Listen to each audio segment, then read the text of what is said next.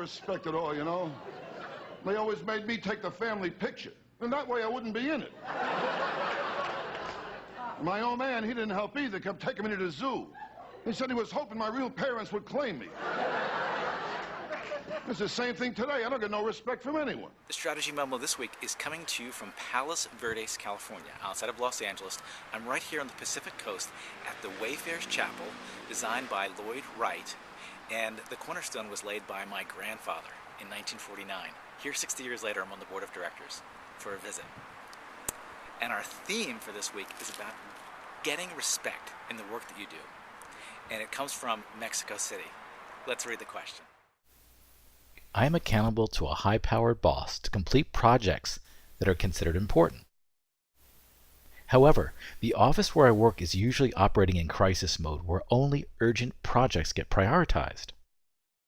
This leaves me and my important projects without the necessary support from my boss and my coworkers to get things done. What strategies would you recommend to get my projects the respect they need? I don't get no respect. Mexico City. When I was 29, I was appointed to manage the adolescent health programs for the state of Massachusetts. And I really didn't have the appropriate background, and I was a political appointee. So though I had some key support, my work, which was considered very important, was never considered urgent. What I learned in that situation was that you need to find out who the key stakeholders are, and you need to align yourself to them. I'm not talking about people who handle steak or put up tents. Test to figure out who the key stakeholder is. The key stakeholder is the person that you can quote in a very boring meeting, and when you quote them, the whole room sort of picks up. Their ears pick up, everybody's head turns. Whatever that person says is what's really important. If you remember that old commercial from E.F. Hutton, when E.F. Hutton talks, people listen.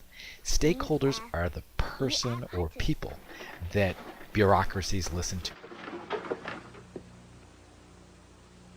When E.F. Hutton talks, people listen. Very often it's the check writer.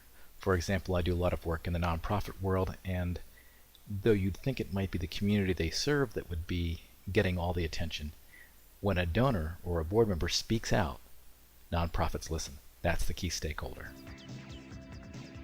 A friend of mine who works in the movie industry has learned to coordinate his work with the producers, the people who are paying for the movies, because getting that key stakeholder has protected his creative decisions. Every politician is thinking about how they're going to get reelected, so public opinion and polling or the media could be very important stakeholders to an elected official.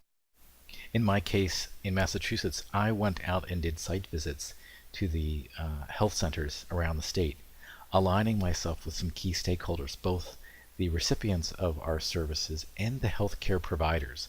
This gave me a new credibility in the bureaucracy.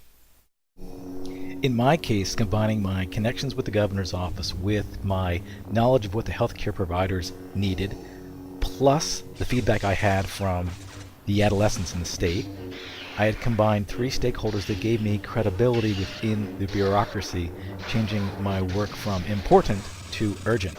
And I encourage you to find out who the key stakeholder is in your situation, because the people you're trying to serve don't need another powerless person in the bureaucracy. They need powerful people. So be powerful.